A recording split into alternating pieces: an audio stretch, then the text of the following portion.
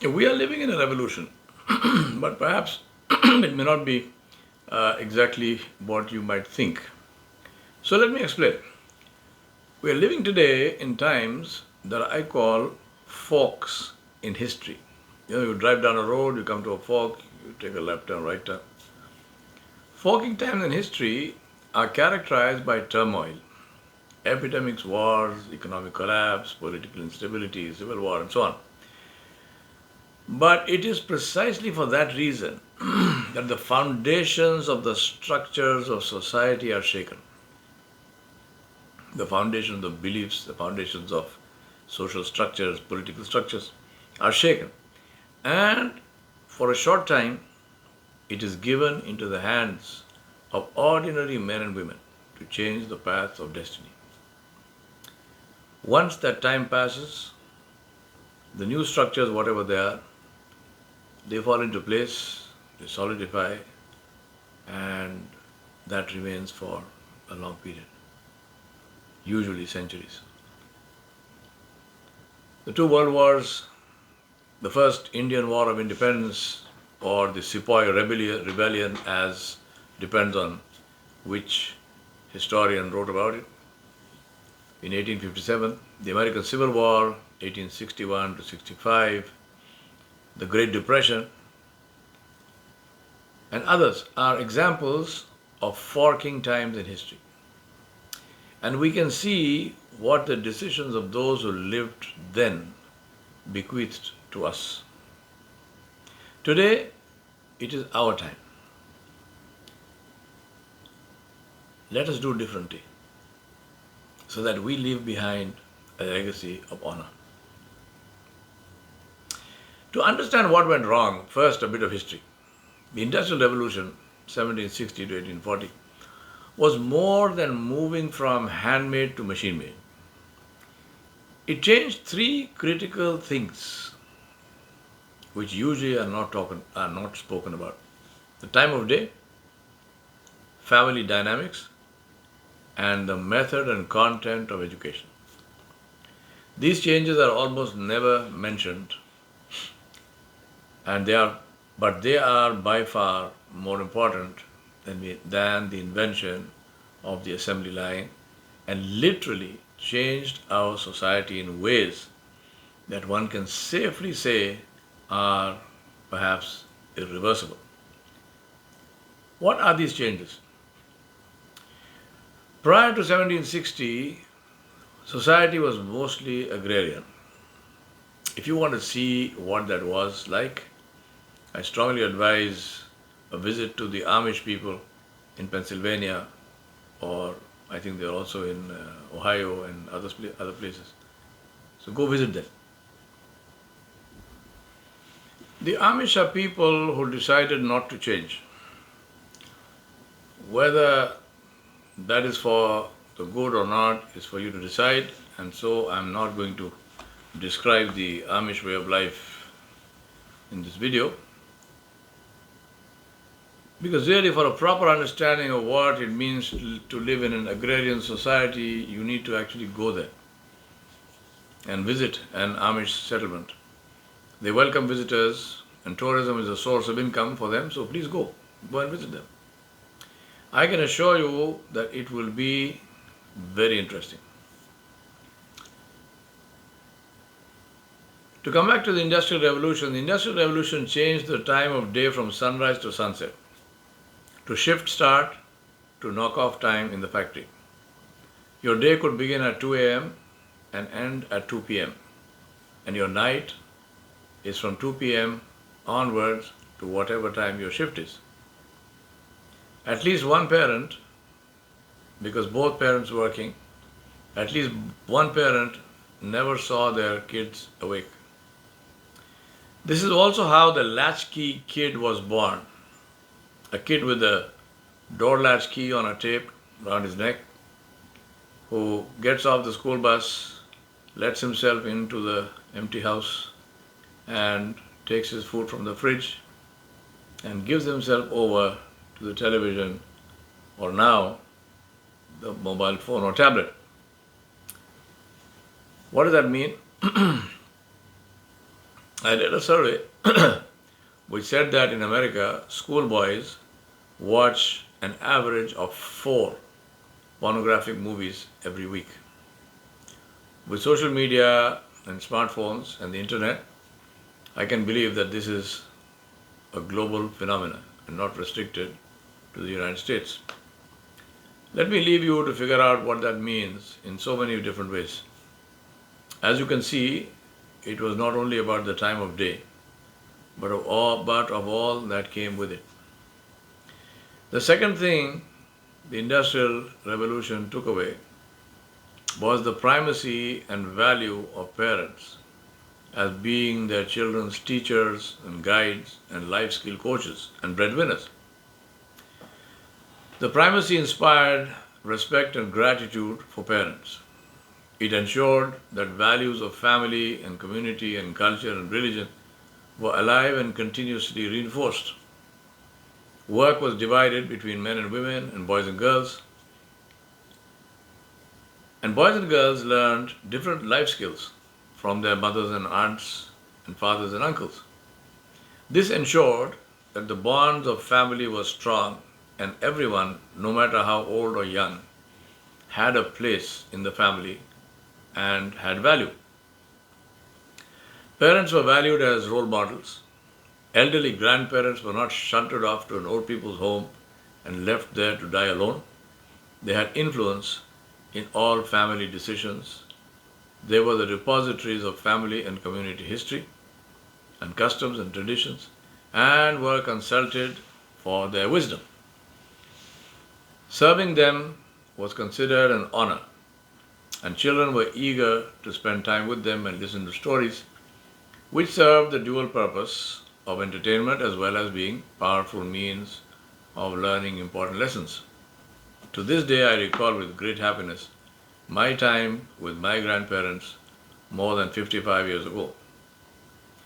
In the post-industrial revolution society, there was neither time nor place for the elderly, and they became a burden, sent off to be cared for by paid employees. Values of family loyalty, cohesiveness, culture, manners, even family relationships and the privilege and responsibility that came with them all went out of the window. Even family FaceTime, face-to-face meetings became a scarce commodity because of the conflict of work and school times and the demands of both places. Homes became de facto hotels where inmates came and went at will. With the Industrial Revolution, parents went to work.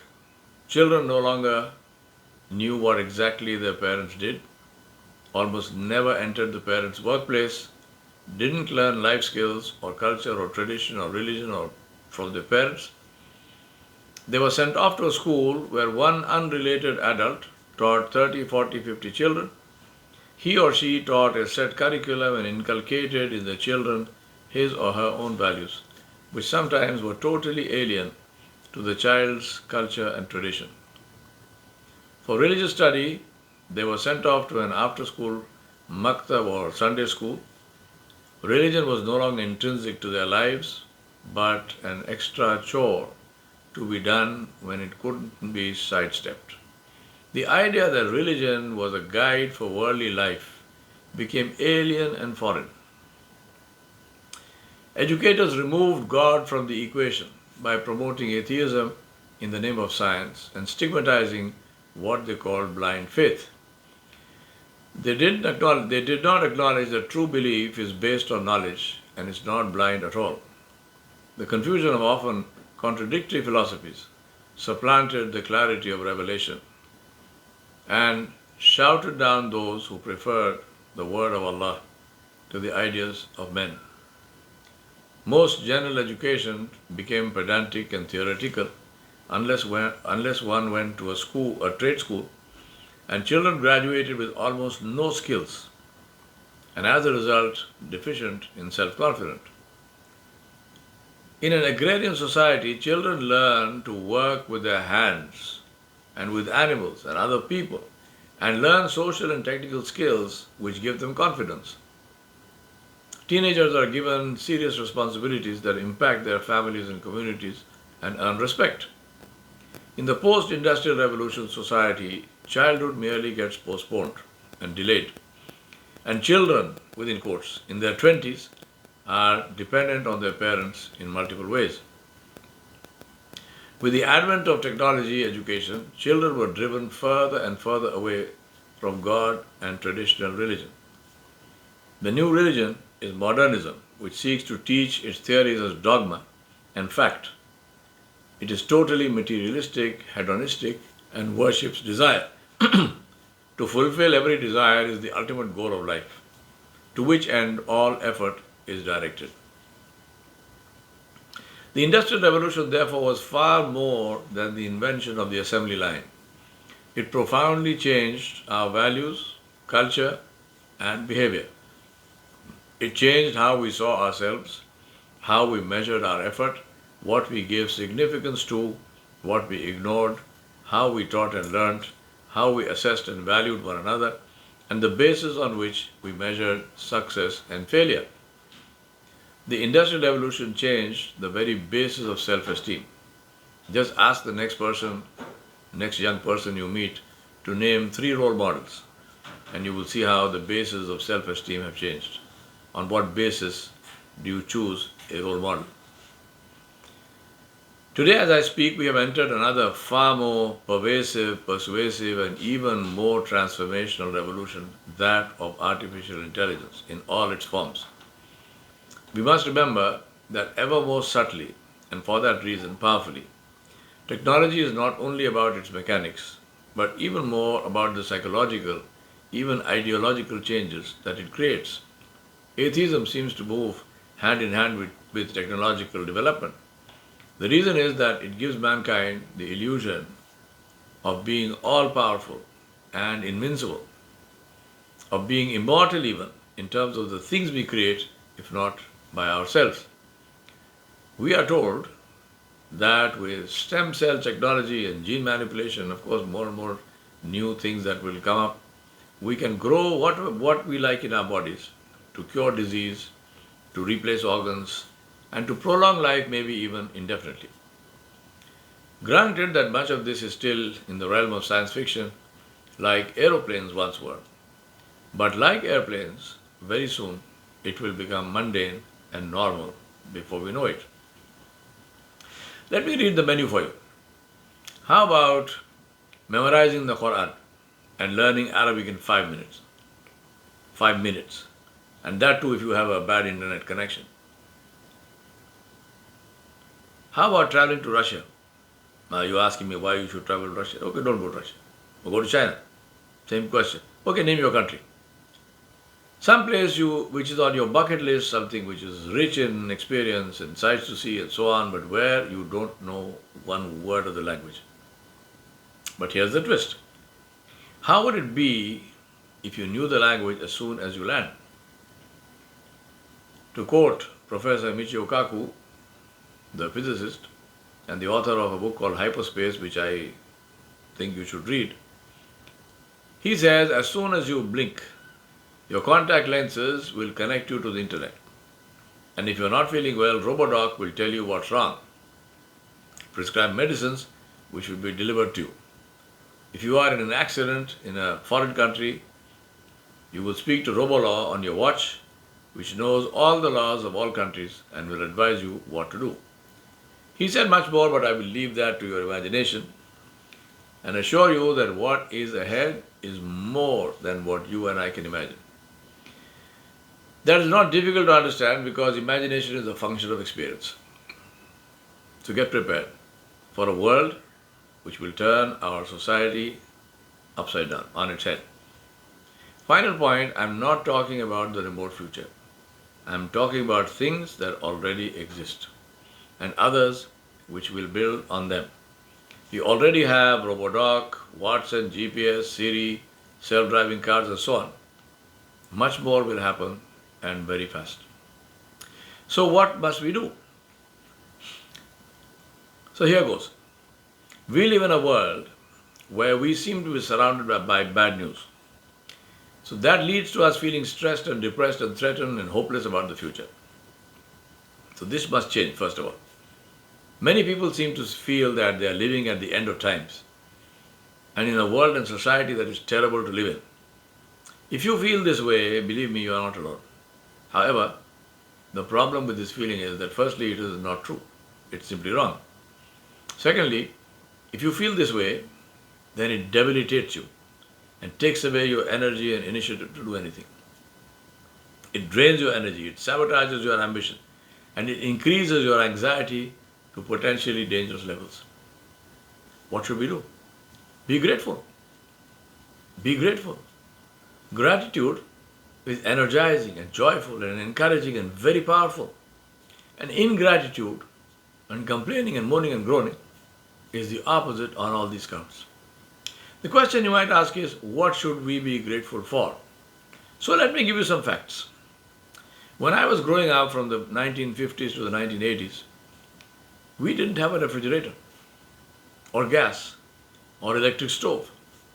Food was cooked on firewood or coal in a smoky kitchen or outdoors. We routinely had no electricity for many hours a day, so no lights and no fans. We had no central heating or air conditioning and one car. Nobody had more because even one was a rarity. No TV. What was on your lap was not a computer. Phones were not smart, people were. We wrote letters by hand. We licked the stamp, stuck it on the envelope, posted it, and counted the number of days until the postman brought us a reply. We had malaria and cholera and typhoid and polio and tuberculosis. Later we got chikungunya and dengue. We always had the flu. And when the doctors didn't know what we had, they called it viral fever. Today, malaria and poliomyelitis have been eradicated. The others remain. I can add to this list, but instead let us be grateful that we can talk about those days and smile. Today with air conditioning, antibiotics, painkillers, glasses, and LASIK surgery for sight correction, cataract and bypass surgery, medical diagnostic equipment, and advanced pathology, sneakers, thermal underwear and jackets, eating out, non-seasonal fruits, treadmills, central heating, indoor flushing toilets, hot and cold water on tap, we ordinary people are better off and more comfortable than the wealthiest kings and queens of the past. Add to this that today our children routinely go to school, are literate, and many go on to higher education. In medieval Europe, 99% of people, or let me say the majority of people, couldn't write their names, and that included most kings and queens. Today, many of us live in countries where the only thing limiting our material growth and learning and career advancement is ourselves. Anyone willing to make the effort can get to the top. See for yourself, who are the people heading major corporations? The turnover of some is more than the GDP of some countries. Not a single one of them is a hereditary monarch or noble. There was a time not too long ago where if you were not born into the right family, your fate was sealed. Today, your present situation doesn't decide if you will succeed or fail. It only defines where you need to start. If you have ambition and determination and seek feedback and are willing to learn, sleep less and work hard, nothing but death can stop you. Despite all of this, we enjoyed life enormously and have wonderful memories, not because we had stuff, but because we had attitude, an attitude of gratitude that was inculcated into us from the earliest. And that is what is most necessary in the way we raise children today. Teach them to value people and use stuff, not the other way around. Not value stuff and use people. Thankfulness is the open secret of happiness. So while we look at all that is wrong in society, let us reflect on what is right. There is far more right than what is wrong. Let me continue. Today our major preoccupation is COVID, right? Let us put that also in perspective. The Justinian plague, which started in 541 Common Era CE, is estimated to have killed 50 million people, which was half the population of the world at that time, as it spread across Asia, North Africa, Arabia, and Europe. While the exact origins of the plague remain unclear, it is estimated that up to 300,000 people died in Constantinople alone in the first year of the outbreak.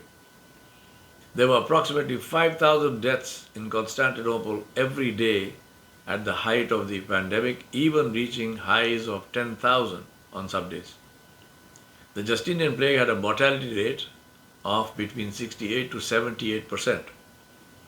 Death would come between 2 to 5 days after infection. The plague resurfaced roughly every 10 years from 1348 to 1665, 40 outbreaks in over just about 300 years. The plague doesn't exist today, eradicated. Another major killer was smallpox, with a mortality rate of 30%. Those who survived lived with permanent scars on the face. DePaul professor Thomas Mockaitis writes, there hasn't been a kill-off in human history to match what happened in the Americas. And he's talking about smallpox, where 90 to 95% of the indigenous population was wiped out over a century. Mexico went from 11 million people to 1 million people post-conquest. One of those alleged to have used smallpox as a germ or biological warfare weapon against Native Americans right here in the Commonwealth of Massachusetts is Field Marshal Lord Jeffrey Amherst, 1st Baron Amherst, who allegedly ordered that blankets infected with the discharge of smallpox sores should be sold to Native Americans. This was done. And the result in a population which had no resistance to the disease was predictable. It wiped them out. Smallpox was eradicated in 1981. Now compare the fatality rate of the plague and smallpox to COVID-19, which never exceeded 1.5% at its peak. 1.5% compared to 78% compared to 30%. So what do you want to say about COVID now? The fact is that if we look at change over time, the world today is healthier, richer, better educated, and more at peace than in the past. This doesn't mean that there are no problems. Of course there are problems, many of them new ones. But to solve them, we must learn to collaborate and work together across boundaries of culture and race and religion and nationality. We must collaborate and share our blessings for the greater good of everyone. We like to talk about the global village, but don't usually remember that one of the results of being a village is that what happens to one will affect another.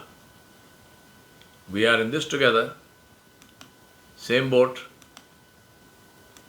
to sink or swim as we wish. Remember that everything comes at a price. Be it automation, augmented reality, or metaverse, it is creating a world that is increasingly further away from reality, from human contact and relationships.